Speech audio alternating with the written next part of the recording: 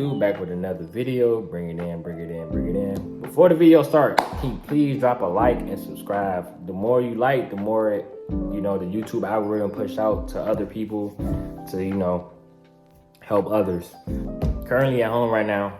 I'm on vacation. I'll go to Atlanta tomorrow, so I'm gonna make sure to vlog about that and chop out that video. But this video today, I just want to give like my tips and my advice to how to survive in trucking, because it's a lot of people give their opinions on how to go about things, but I'm just giving my opinion based off my experience. I think that will help others survive in trucking. So disclaimer, like I said, I'm just giving mine. I understand everybody comes from their different background, different situations, different lifestyles. So I don't mean when I'm giving my opinion, don't mean I'm talking about from everybody. I'm just telling my story and my experiences and my advice that people could probably relate to, because like at the same time, like my expenses and lifestyle is different from somebody else's expenses and lifestyles in trucking. So I don't want people to be down there like, ooh, oh, he doesn't know what he's talking about. So yeah, so let's get into it. So like the first tip on how to survive in trucking is to come in with the right mindset. What I mean by that, like you have to know what you want to do in trucking. So when you get into trucking, because you got to think about these are 18 wheelers. You're carrying somewhere between 4,000 pounds to 44,000 pounds. This stuff is not easy. It might look peaches of cream because you're seeing people post their pay stubs and checks and stuff like that. It's easy to get influenced by that and thinking like all I got to do is drive, when it's really not that easy. It's like it's a lifestyle at the end of the day. If you don't come in that right mindset, and once you get out here, you're gonna realize it's not really for you. So you really have to like know what you're getting yourself into as far as that. So my second point is figure out what you want to do in the industry. What I mean by that, like, okay, let's say after you get your CDL, right? From after you get your mindset in order, you prepare, you need to figure out what do you want to do as far as in the truck industry, because you have all different types of division. You have dry van, have reefer, you have flatbed, have intermodal, have local, have dedicated, have regional, you have oversized. The list goes on and on. So like after you attain your CDLs, you need to figure out what you want to do. Like me, I do dry van over the road, but that's why, and just like I talked about in the beginning of the video, this is why I say like everybody's lifestyle is different. Because I did intermodal / local. I think intermodal and local is two different things, because intermodal is more focused on like railroads, and local is more like you just in the local area of your city, but you just deliver into different shippers and receivers. You're not going into rail yards and stuff like that. So that's why I feel like that's the difference between intermodal and local. But me personally, my experience with when I tried local or I did intermodal, I didn't like it. Like I just didn't like it. Like my personal experience, I didn't like it. It was cool being home every day, but I didn't like it. Like it was just repetitive, and like going inside the rail yards and having to learn the rail yards, and it was just boring. And I wasn't really making that much money during that time. I was doing intermodal. I was with Schneider, and I ended up getting banned from one of our main railroads because of I was checking in the kiosk. The kiosk gave me a specific spot to park in the rail yard, so I ended up going to that spot. There was a box in my spot. Literally that whole road they told me to park in, it was filled. So I ended up parking in the next road behind the original road they assigned me to. I talked to a spot. I was like, yeah, can you make sure this box marked in for as like in the system? So he said, yeah, just drop it here, it should be fine. The following day, I promise you, the next day, I ended up going to the same kiosk. Going to the same rail yard again, and the kiosk. They banned me for 6 months. 6 months. I got banned for 6 months for putting the box in the next row over, even though the spot they assigned me to was already taken. And mind you, that rail yard I got banned for 6 months, that was one of our main rail yards. So I wasn't off rip. I was already at a handicap because the main rail yard we make our money from, I was banned from there. So it was just like a tough experience. It was a tough experience for me, I'm not gonna lie. Then, like I said, just the repetitiveness, like going to the same spots over and over, just boring. I just didn't like that.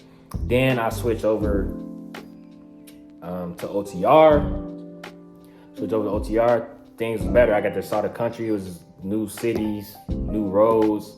It was more for me, you know. Now, if you're somebody that has like a family and needs to be home more often, I say do local, intermodal, or hell regional, because those are jobs specifically where you could be home more often. You know, you can see your girlfriend, you can see your family, you can see your kids.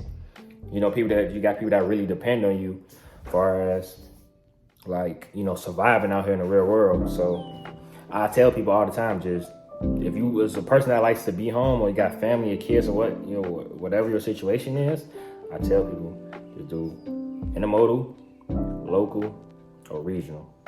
Now you somebody like me that doesn't have kids, that doesn't have that many responsibilities. Hell, I still stay with my pops. And like I said, I don't have a lot of expenses. That's why I tell you, that's why I'm telling people, like, hey, don't let nobody tell you how much money you should really be making. Oh, like, long as you happy with your paychecks, that's all that matters. Don't let nobody try to tell you all year you getting finessed or you getting this and that. As long as you know you happy and you know you're not getting scammed out of these little like lease purchase programs, whatever lease purchase program you in, you should be happy. I get it, it's other jobs that's probably doing the same thing you're doing, is getting paid more, but a lot of people don't tell you, like, those jobs, like certain businesses or certain companies, you have to have experience for them to even mess with you or give you opportunity to drive for them. So I feel like I'm an excellent driver. I know I'm an excellent driver. I have no accidents. I have no bad reports. I have nothing. I'm an excellent driver, but there's been times I still have got declined or denied jobs because of my lack of experiences, because they just don't want to, because like I said, the better paying jobs require more experiences. It's just, you know, you're not gonna hire no rookie driver. You know, that's just a liability. That's a big risk that company's taking. So if you somebody that's like to like do exercises and don't want to just sit in a truck all day, I say do flatbed. Because, you know, flatbed, when you get out, you could get out and tarp, work out, chain down. Like people that normally like to do flatbed, that's the reason I like to do flatbed, because it's for the exercises, or like the competition. Not a lot of people like to do flatbed, so the competition be kind of like died down over there. Yeah, it's still like a lot of people that do flatbeds, but not as much as people that like to do reefer and drive-in. You know, like the more common things that we see on the road. Other than that, like I tell people, like, know what you want to do, because that you just don't want to go to any company and go to any type of like job.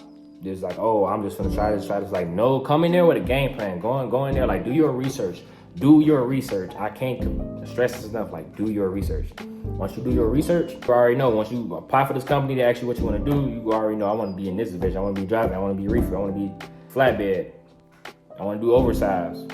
So after you figure out what you want to do, you need to figure out, like, what are your short-term / long-term goals. Like I said, this is a game plan. Don't just go into the trucking industry without a game plan, because you're going to be miserable. You're going to basically be working for free. Because like I said, like, the lack of knowledge you have out here, it's going to backfire on you in the long run. So what are your short-term goals? Like, are you staying with a job to grow this company? Or are you staying with a job just to gain experience to go to another job?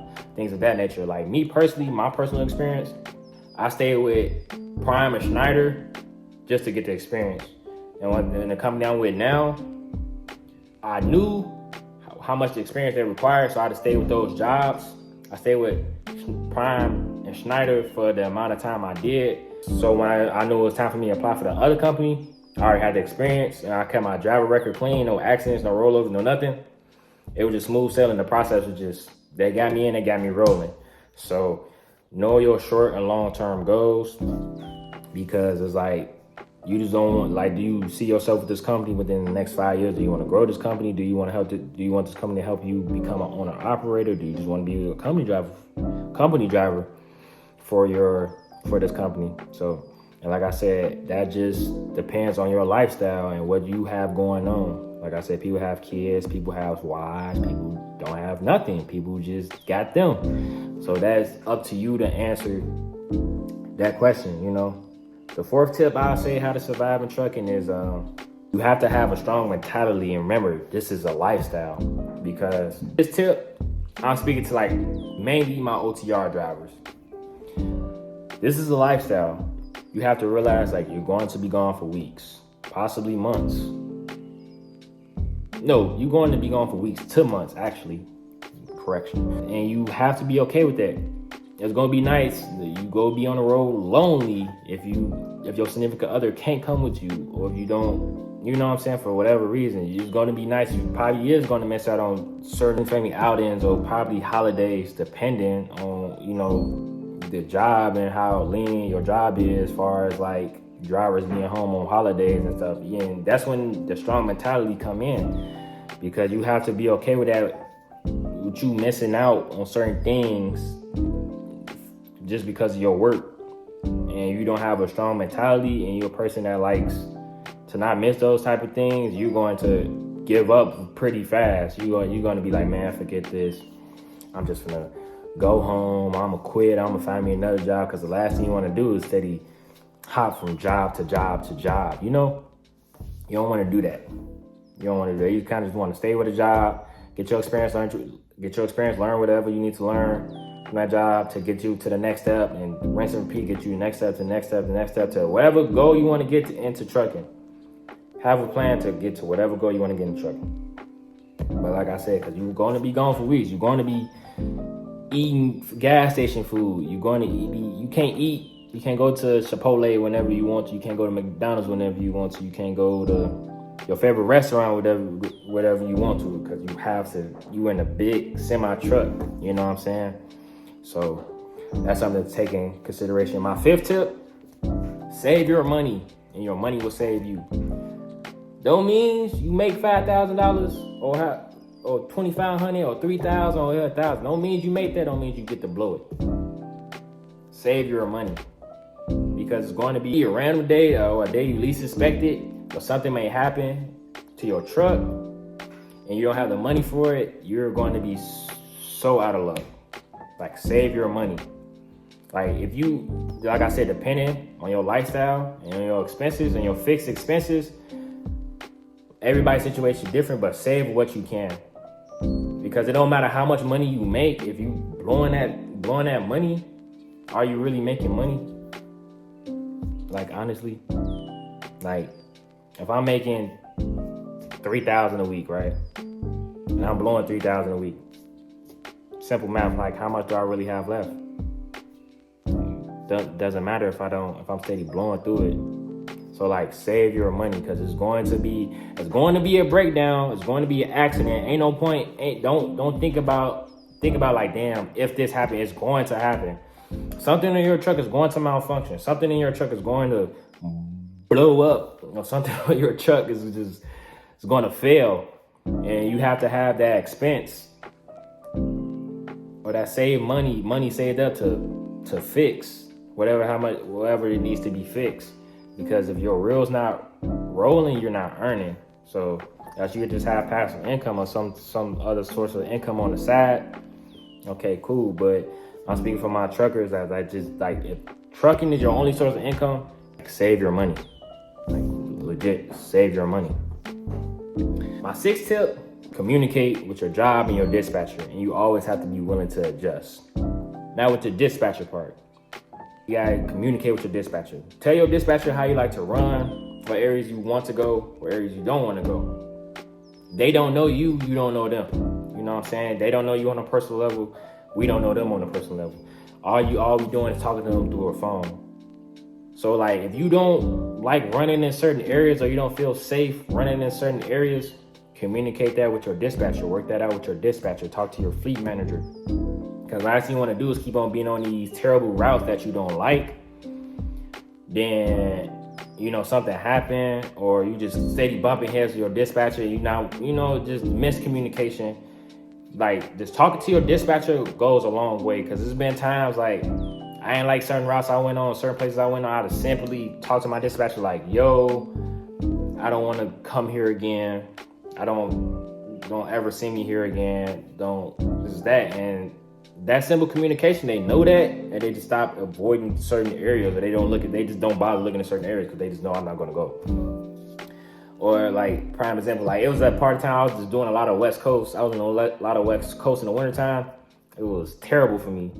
I had to chain up, roads blocked off, winds. I couldn't deal with it no more in the wintertime on the West Coast.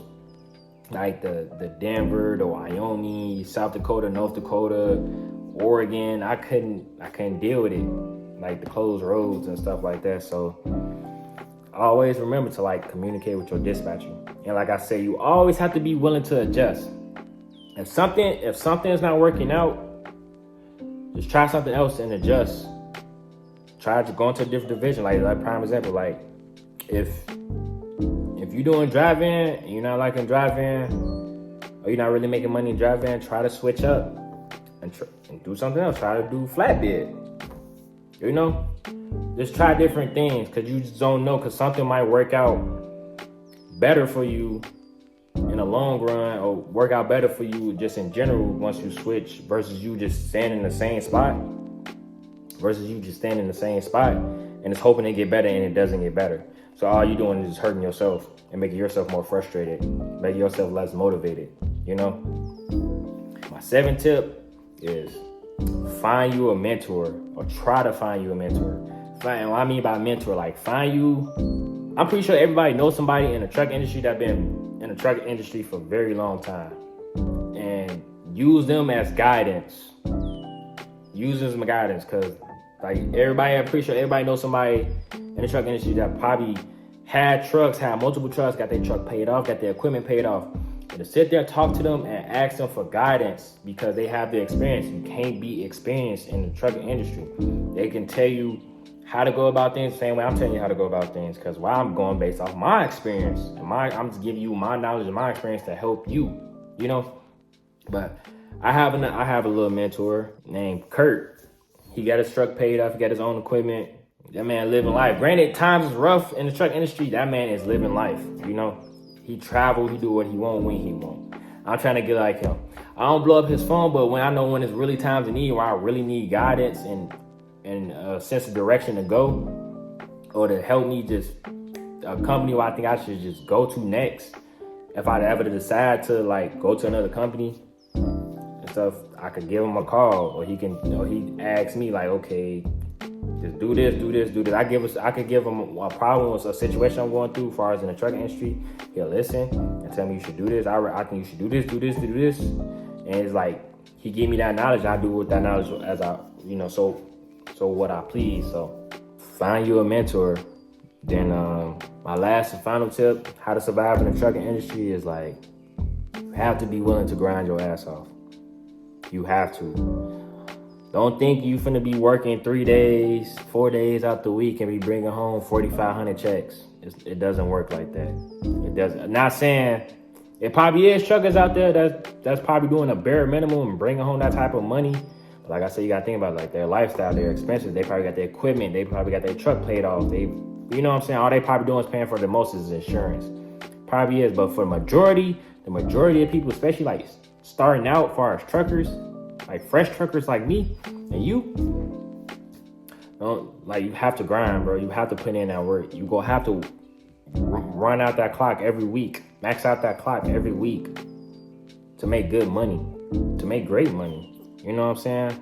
Like, there's no shortcuts to success at the end of the day. So you have to put in that work. I have weeks like I legit grind my ass off, and I seen like I have really big checks, and it's been weeks. I just been taking my time, or going at a slow pace, and I got a slow pace check. So at the end of the day, I would say grind your ass off. Don't maximize your clock, utilize your time out there, especially like for my old OTR drivers, because we already away from home. You know what I'm saying? Ain't nothing else for us to do but work. So why not maximize that to get the most return out of your work? So If you like the video, remember, just please drop a like button, subscribe for more content, and yeah, peace.